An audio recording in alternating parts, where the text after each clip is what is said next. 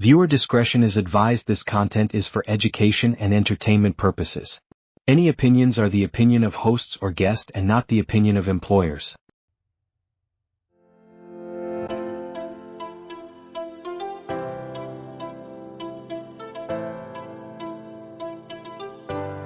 Hey, Ousters! Welcome to Oust Now Presents. This is us. This project is near and dear to us, and we are excited to share another episode with you guys. Thank you Mm-hmm. for tuning in. Yes, and we really appreciate you guys. As you guys know, we are kind of following along with the Speeches in the Rise audiobook, and today will be Condoleeza Rice. Condoleeza Rice. Condoleeza Rice was born in Birmingham, Alabama, the only child of Angelina Rice, a high school science, music, and oratory teacher, and John Wesley Rice Jr., a high school guidance counselor, Presbyterian minister, and dean of students at Stillman College, a historically Black college in Tuscaloosa, Alabama. Rice has roots in the American South going back to the pre Civil War era, and some of her ancestors worked as sharecroppers for a time after emancipation. In 1967, the family moved to Denver, Colorado. She attended St. Mary's Academy, an all girl Catholic high school in Cherry Hill Village, Colorado, and graduated at the age of 16 in 1971. Rice enrolled at the University of Denver, where her father worked at the time. Rice initially majored in music, and after her sophomore year, she went to the Aspen Music Festival and school. There, she later said she met students of greater talent than herself, and she doubted her career prospects as a pianist. She began to consider an alternative major. She attended an international politics course taught by Joseph Corbell, which sparked her interest in the Soviet Union and international relations. Rice later described Corbell, who is the father of Madeleine Albright, then a future U.S. Secretary of State, as a central figure in her life. In 1974, at age 19, Rice was inducted into Phi Beta Kappa Society and was awarded a BA degree cum laude in political science by the University of Denver.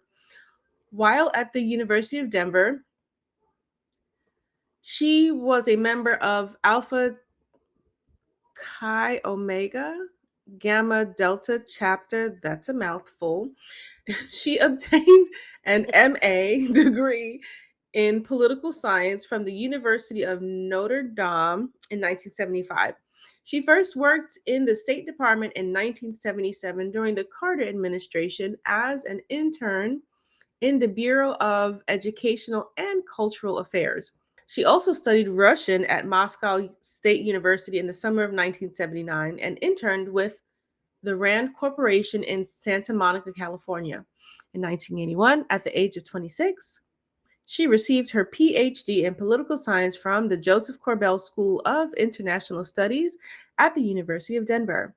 Her dissertation centered on military policy and politics in what was then the communist state of Czechoslovakia. From 1980 to 1981, she was a fellow at Stanford University's Arm Control and Disarmament Program, having won a Ford Foundation Dual Expertise Fellowship in Soviet Studies and International Security. Rice was one of the only four women along with Janie E. Nolan, Cindy Roberts, and Gloria Duffy, studying international security at Stanford on fellowships at the time. Her fellowship at Stanford began her academic affiliation with the university and time in Northern California? Rice was a Democrat until 1982, when she changed her political affiliation to Republican in part because she disagreed with the foreign policy of domestic President Jimmy Carter and because of the influence of her father, who was a Republican. As she told the 2000 Republican National Convention, my father joined our party because the Democrats in Jim Crow Alabama of 1952 would not register him to vote. The Republicans did. Hmm. Wow. Fair point. Mm-mm. I could see how that could change things. Hmm. Yeah. I think that would make me look at things a lot up differently too, right? Yeah, Yeah. I can see that. And but not to go into the past episode, but like with Barbara C. Jordan, that's one of the things that she commented on her speech. She's like, yes, the party has made mistakes. Okay. I wonder if Facts. that's what she was Facts. referring to. I don't Maybe. know. Huh. In 1986, Rice was appointed special assistant to the director of the Joint Chiefs of Staff to work on nuclear strategy planning as part of a Council on Foreign Relations Fellowship. North Korea signed the Nuclear Non-Proliferation Treaty in 1985, but in 2002 revealed they were operating a secret nuclear weapons program that violated the 1994 agreement. The 1994 agreement between the United States and North Korea included North Korea agreed to freeze and eventually dismantle its graphite moderate nuclear reactor in exchange for international aid, which would help them to build two new light water nuclear reactors. In 2003, North Korea officially withdrew from the non proliferation treaty. Rice played a key role in the idea of six party talks that brought China, Japan, Russia, and South Korea into discussions with North Korea and the United States. During these discussions, Rice gave strong talks to urge North Korea to dismantle their nuclear power program. In 2005, North Korea agreed to give up its entire nuclear program in exchange for security guarantees and economic benefits to ensure its survival. Hmm. Despite the agreement in 2005, in 2006, North Korea test fired long range missiles. The UN Security Council demanded North Korea suspend the program. In 2007, Rice was involved in another nuclear agreement with North Korea. Rice, other negotiators for the United States, and four other nations reached a deal with North Korea. In this deal, North Korea agreed to close its main nuclear reactor in exchange for 400 million in fuel and aid. In 1986, while an international affairs fellow, what? Okay, in 1986, while an international affairs fellow of the Council on Foreign Relations, Rice served as special assistant to the director of Joint Chief of Staff. From 1989 through March 1991, the period of the fall of the Berlin Wall and the final days of the Soviet Union, I kind of remember parts of the fall of the wall. I remember seeing it on the news, but I didn't really know what the heck it was, and I didn't understand.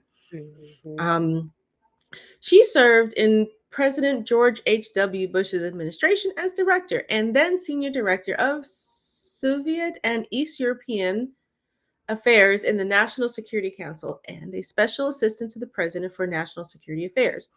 In this position, Rice wrote what would become known as the Chicken Kiev speech, in which Bush advised the Verkhovna Rada, Ukraine's Parliament? parliament. I don't know if that's spelled Parliament. right. Ukraine's parliament against independence. Really? She also helped developed Bush's and Secretary of State James Barker's policies in favor of German reunification. She impressed Bush, who later introduced her to Soviet leader Mikhail Gorbachev as the one who tells me everything I know about the Soviet Union. In 1991, Rice returned to her teaching position at Stanford.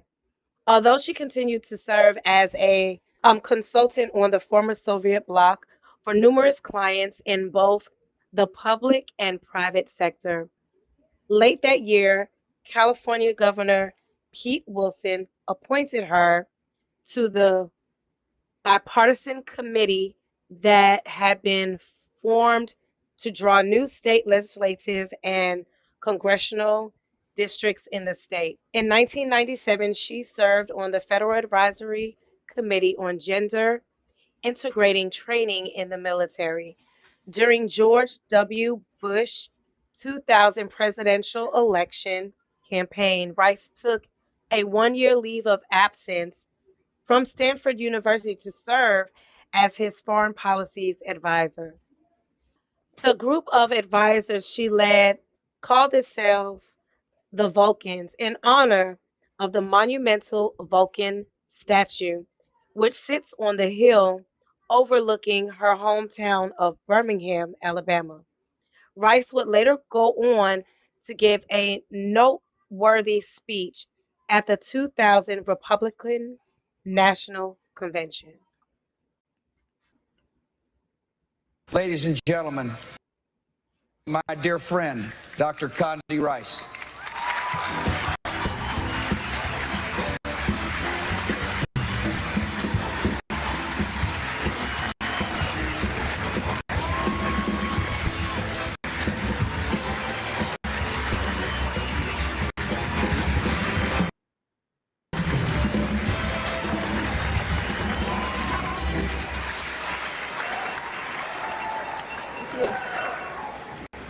Thank you for that warm welcome.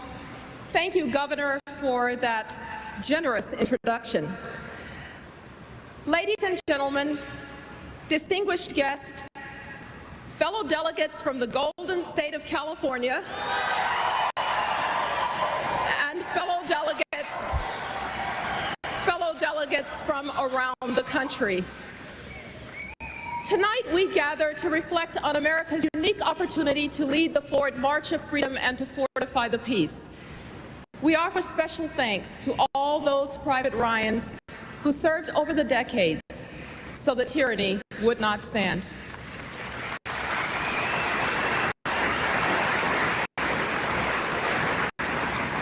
We remember those great Republican presidents who sustained American leadership through the decades, ended the Cold War, and lifted our nuclear nightmare. Thank you, Gerald Ford. Thank you, Ronald Reagan. Thank you, George Herbert Walker Bush.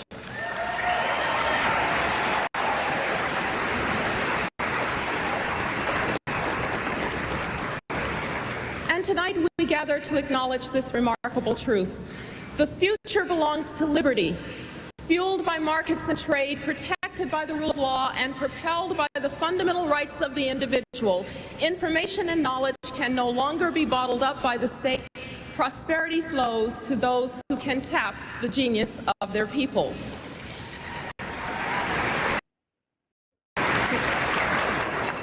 We have, ladies and gentlemen, a presidential nominee who knows what America must do to fulfill the promise of this new century. We have a nominee who knows the power of truth and honor. We have a nominee who will be the next great president of the United States of America, Texas Governor George W. Bush.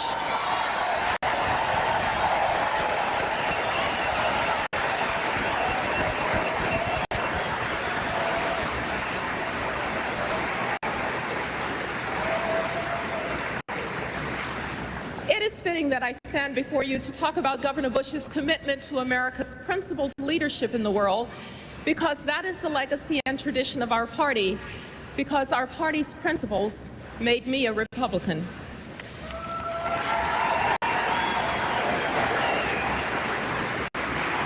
The first Republican that I knew was my father, John Rice, and he is still the Republican that I admire most. My father joined our party because the Democrats in Jim Crow Alabama of 1952 would not register him to vote. The Republicans did.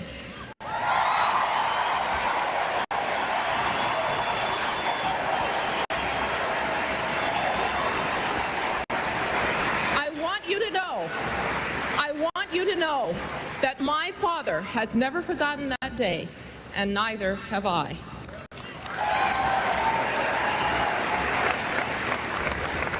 I joined the party for different reasons. I found a party that sees me as an individual, not as part of a group.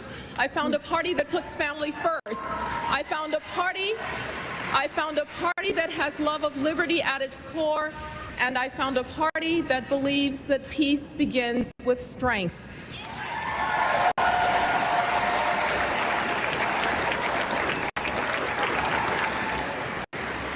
George W. Bush and Dick Cheney live and breathe these Republican principles. They understand what is required for our time and what is timeless. And it all begins with integrity in the Oval Office.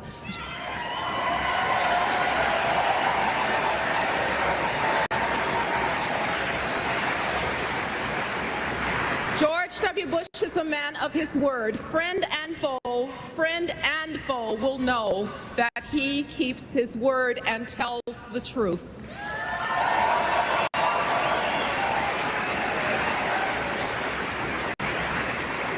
George W. Bush believes that America has a special responsibility to keep the peace, that the fair cause of freedom depends on our strength and purpose. He recognizes that the magnificent men and women of America's armed forces are not a global police force. They are not 911.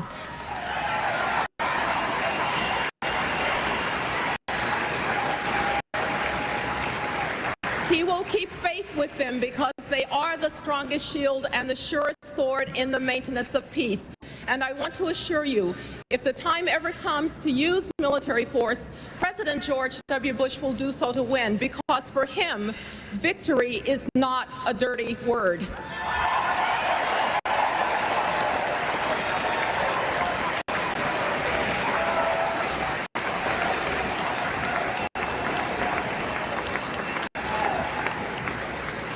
George W. Bush will never allow America and our allies to be blackmailed, and make no mistake about it, blackmail is what the outlaw states seeking long-range ballistic missiles have in mind. It is time to move beyond the Cold War. It is time to have a president devoted to a new nuclear strategy and to the deployment of effective missile defenses at the earliest possible date.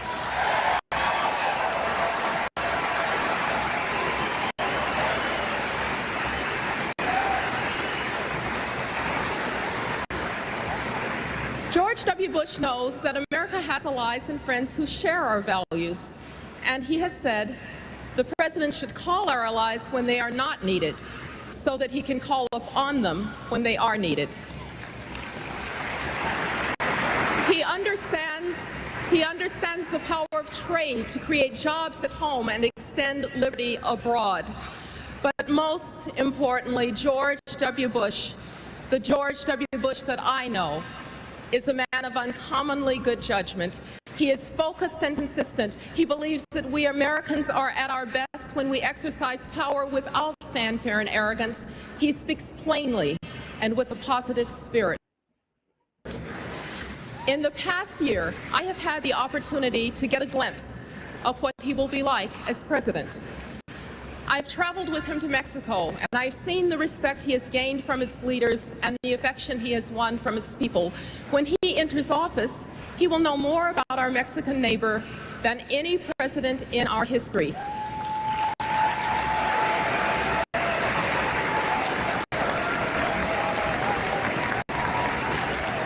George W. Bush speaks to the Mexican people not just in the language of diplomacy, but in their native tongue.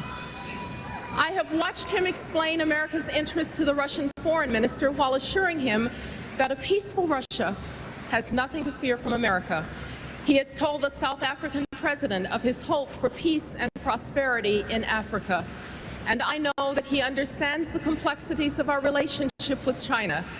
He believes that conflict between our nations is not inevitable, yet he recognizes the challenge the Chinese government poses to our interests and values and the irresistible demand for liberty that can be unleashed by free trade with its people.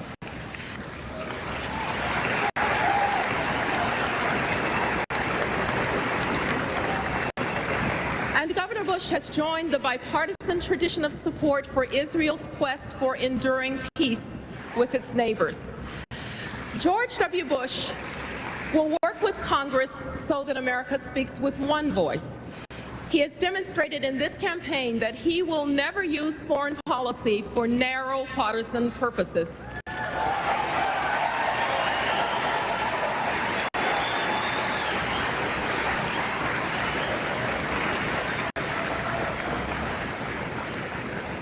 But my friends, the United States cannot lead unless the President inspires the American people to accept their international responsibilities.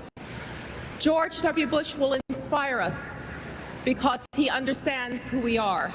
He knows that we are an innovative people who find kinship with those in other nations who are entrepreneurial in spirit. He realizes that we are a nation that has been forged not from common blood, but from common purpose. That the faces of America are the faces of the world. It has not been easy. It has not been easy for our country to make we the people really mean all the people. Democracy in America is a work in progress, not a finished masterpiece. But even with its flaws, this unique American experience provides a shining beacon to people who still suffer in places where ethnic difference is the license to kill.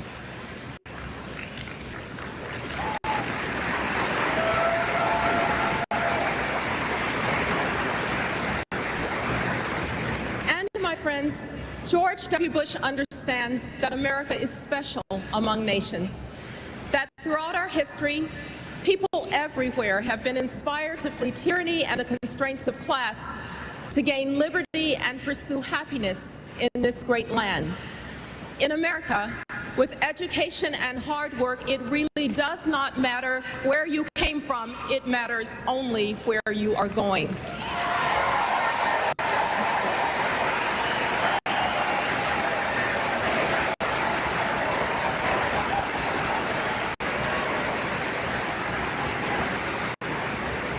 But that truth cannot be sustained if it is not renewed in each generation, as it was with my grandfather. George W. Bush would have liked Granddaddy Rice. He was the son of a farmer in rural Alabama, but he recognized the importance of education. Around 1918, he decided he was going to get book learning. And so he asked, in the language of the day, where a colored man could go to college. He was told about Little Stillman College, a school about 50 miles away. So Granddaddy saved up his cotton for tuition and he went off to Tuscaloosa. After the first year, he ran out of cotton and he needed a way to pay for college. Praise be, as he often does, God gave him an answer. My grandfather asked how those other boys were staying in school, and he was told that they had what was called a scholarship. And they said, if you wanted to be a Presbyterian minister, then you could have one too. Granddaddy Rice said, that's just what I had in mind. And my family has been Presbyterian and college educated ever since.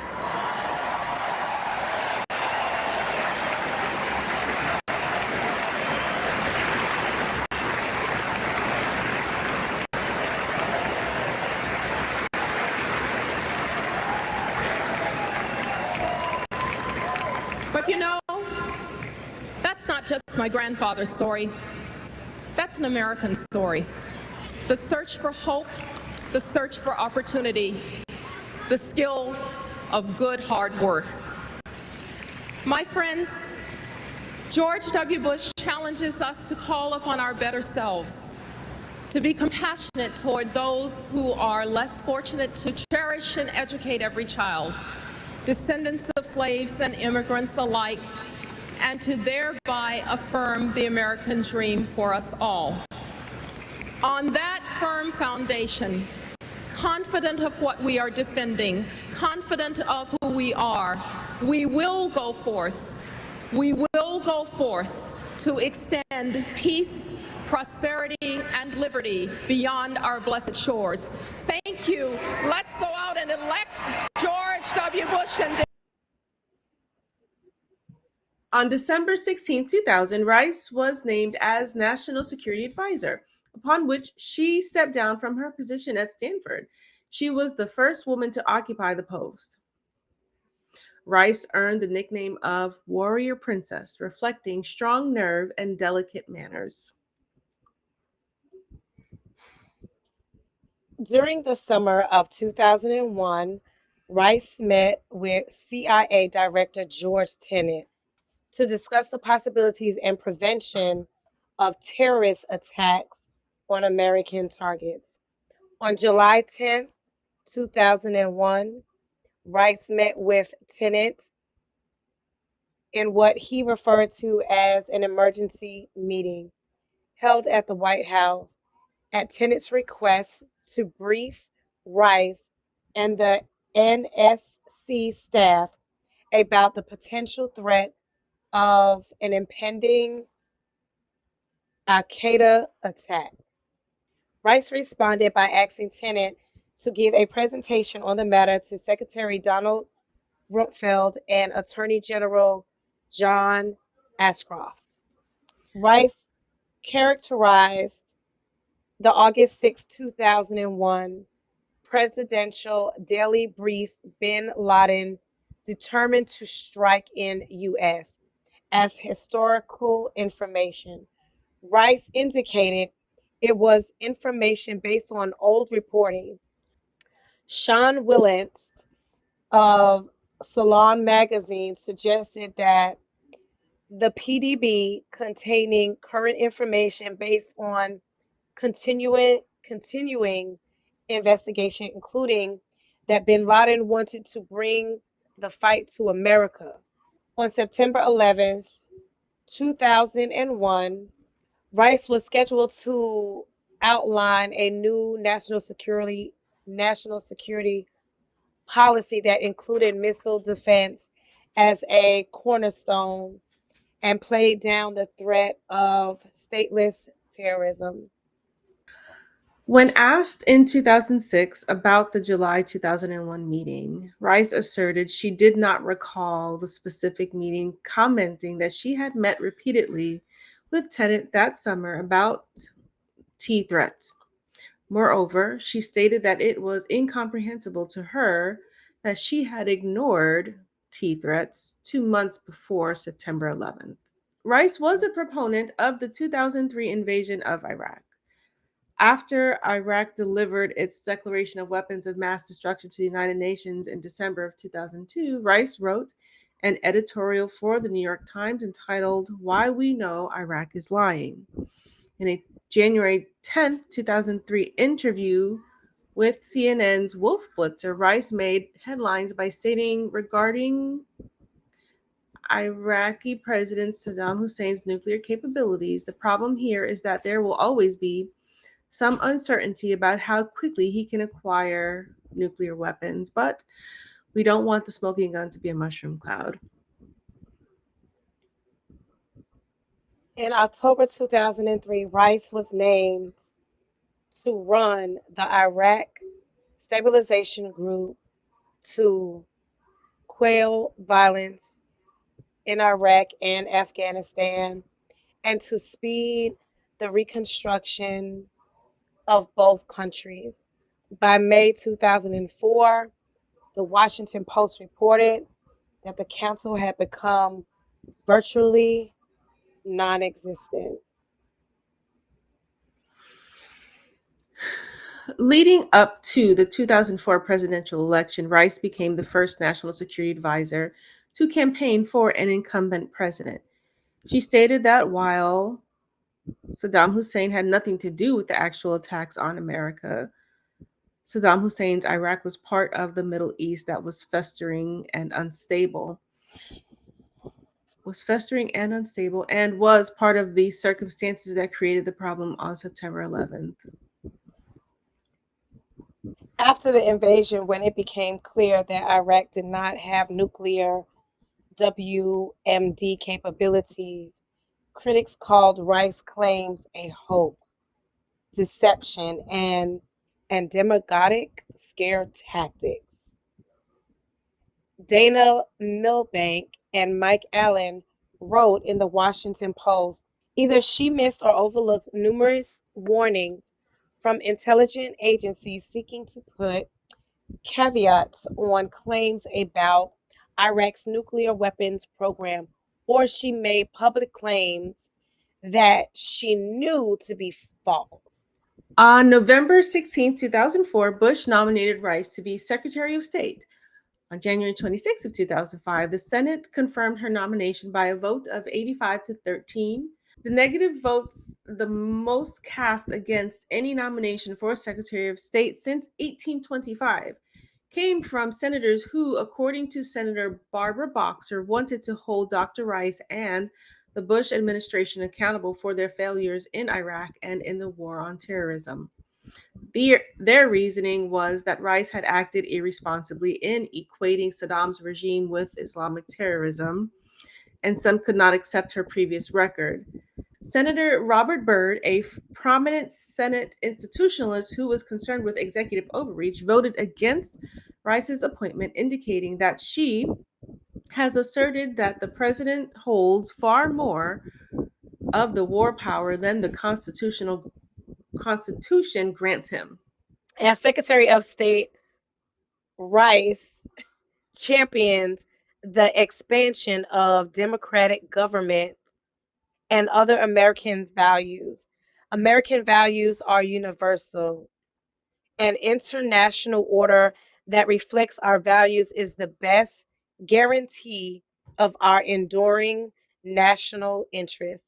Rice stated that September 11th attack in 2001 were rooted in oppression and despair. And so the U.S. must advance democratic reform and support basic rights throughout the greater Middle East.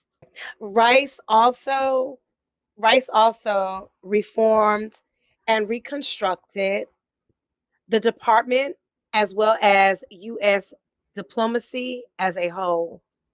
Transformational diplomacy is the goal that Rice describes as working with our many partners around the world and building a sustaining, democratic, well governed states that will respond to the needs of their people and conduct themselves responsibly in the international system.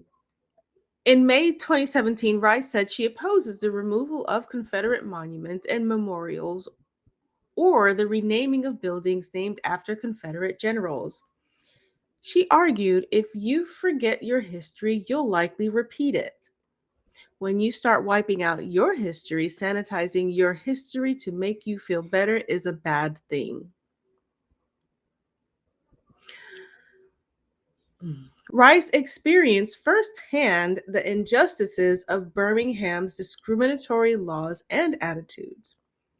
She was instructed by her parents to walk proudly in public and to use the facilities at home rather than subject herself to the indignity of colored facilities in town.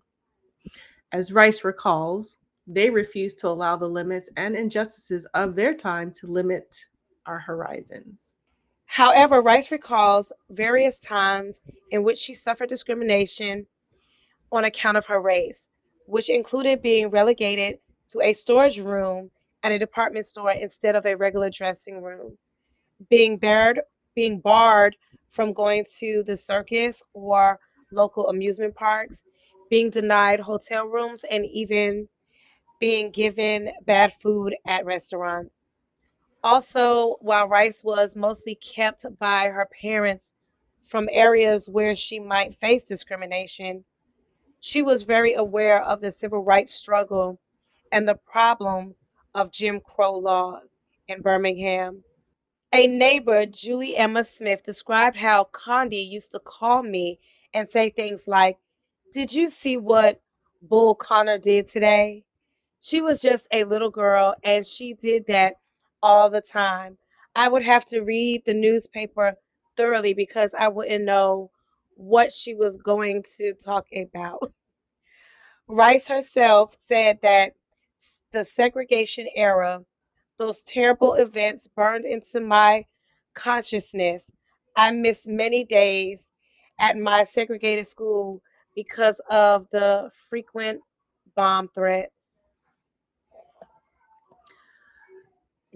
Mm.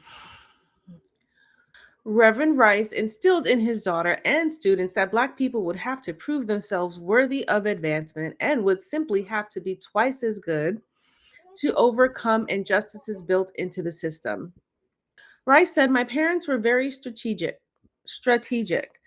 I was going to be so well prepared and I was going to do all of these things that were revered in white society so well that I would be armored somehow from racism. I would be able to confront white society in its own terms." While the Rices supported the goals of the civil rights movement, they did not agree with the ideas of putting children in harm's way. Rice was 8 when her schoolmate Denise McNair, age 11, was murdered in the bombing of the primarily Black 16th Street Baptist Church by white supremacists on September 15, 1963. Rice has commented upon that moment in her life. I remember the bombing of the Sunday school at 16th Street Baptist Church in Birmingham in 1963. I did not see it happen, but I heard it happen and I felt it happen just a few blocks away at my father's church. It is a sound that I will never forget, that will forever reverberate in my ears. The bombing took the lives of 4 young girls, including my friend and playmate, Denise McNair. The crime was calculated to suck the hope out of young lives, bury their aspirations. But those fears were not propelled forward. Those terrorists failed. Hmm.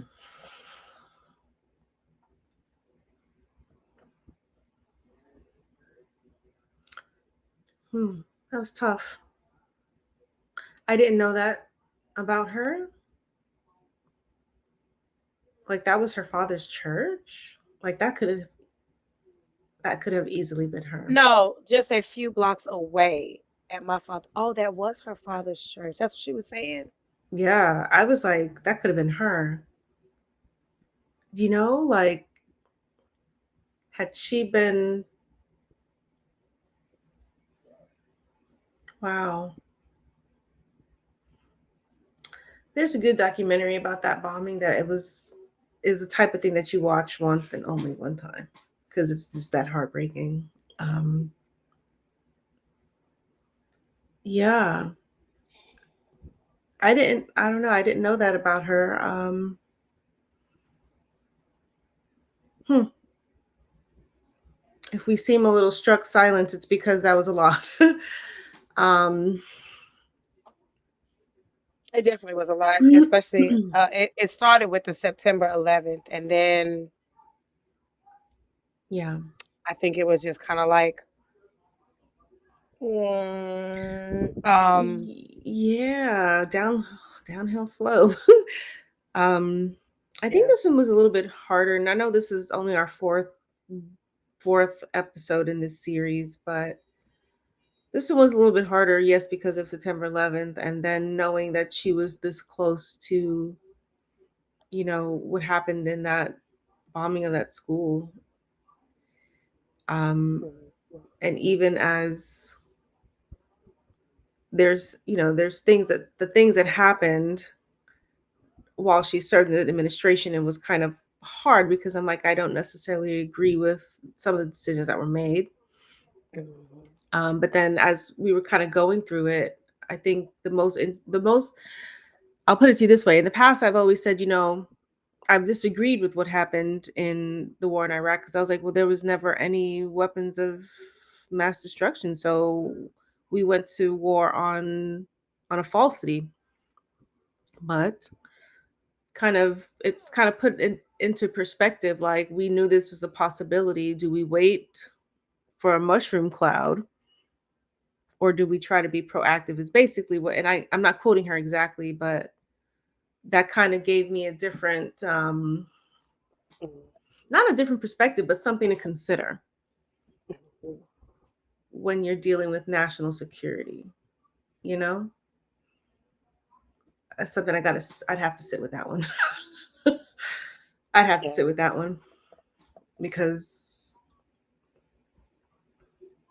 and then even with knowing that, we received, and that was the other part, like, we received many, many warnings. And, I've watched a few documentaries on it, and it's like, to take a threat like that and state it that it's based on old information, and it seemed like it wasn't taken seriously enough.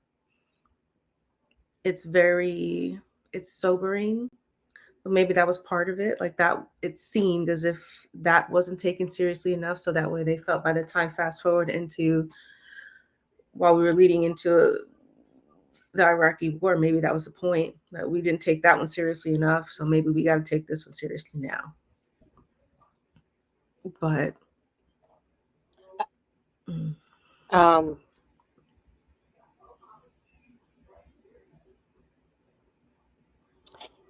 yeah,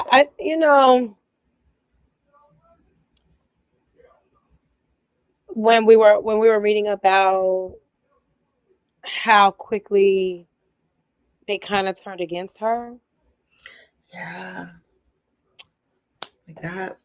Yeah. um, I think that part kind of stuck out to me as well. Because 1 minute people can be rallying for you and uh, hooraying and God forbid you say no or be wrong about something, and you really see.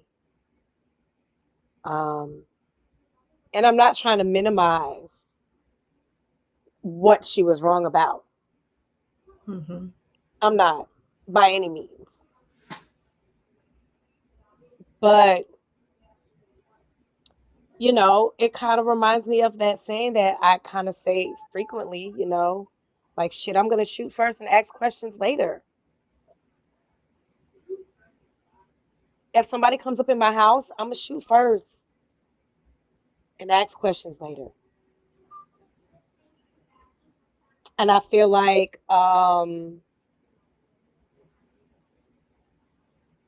maybe that's what it was. Maybe it was like, hey, I'm not going to sit around and wait. Exactly what you said. Like, I'm not going to sit around and wait, because what if it is? Um, I don't know. I kind of feel bad for her. I kind of do, Mm. because yeah, I kind of feel bad for her. Yeah. I kind of feel bad. Yeah. She did take that. You're right, because you don't often hear about, because she was the Secretary of Defense, right? But there's intelligence that should have come her way to help the whole administration make an educated decision as to what needs to be done. But it's not as if in my head, and maybe I just don't know enough about how things work, which is fair. Please educate me. That's what I'm here for. I'm here for it. But that didn't happen without Congress. That didn't happen without the executive branch. So we don't go to, like, we don't go to war with another country without Congress. That's never like, so it's, she took the heat, but everyone in Congress, I was gonna say that y'all sign these the bills. the fall guy or woman fall. It's like Yeah. um someone has to um take the heat for it, and I feel like that is kind of what happened Yeah. here. But I don't understand like I still don't get a lot of the things that happened around that. It was a really hard time for our whole country. Like this, how does something like that happen? How do you drop the ball on this first one and then get this other one so completely wrong? Like that I think that's kind of that's what's hard about And it that. really does, it does really kind of explain, I could see it because I don't want to be wrong again, Yeah. But you guys, like, they right? haven't tell it. I Like get it, I but it's like, and I could see them not taking it serious again, right? Is it just me? yeah. Right? Like okay, like for example, the boy that cried wolf, even though it was never intentional on her part, you know what I'm saying? But Yeah. like hell, now the next time that person said something, it's like, But you're right. I didn't think about that. It did seem like she took the heat for that, but I'm like, we didn't Iraq didn't happen without Congress or the executive branch. So y'all all voted for it, or the it, majority won in that scenario. which we've seen before. I feel like she did take the heat for that, and I feel like Mhm.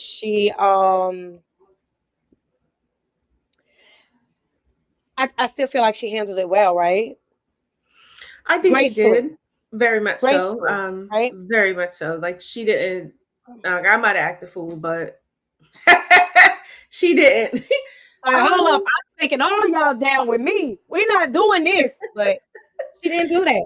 no, Um, no, and it was interesting to kind of see that she really did. Like she had a big part to play in negotiating, like this disarmament deals with countries that are like have like nuclear power. So it mhm. was kind of really interesting to kind of hear about that. So like she had a lot of influence. Knowing that, Condoleezza Rice was so close to what happened with the church bombing in Birmingham was really I think the hardest. There's like a few hard parts here, but the Mm. hardest. But that could anyone could easily take that and remain stagnant in their life, and that'd be that. But she turned she pursued her goals, and she turned it into a successful career that, while with some mistakes, has helped reach deals for the safety of our country. So yeah, I'm glad we she was one of the women that we're highlighting, yeah, in this series. Yeah. Yeah, after you kind of like after being informed, I was kind of like you, like um, I wasn't, for sure.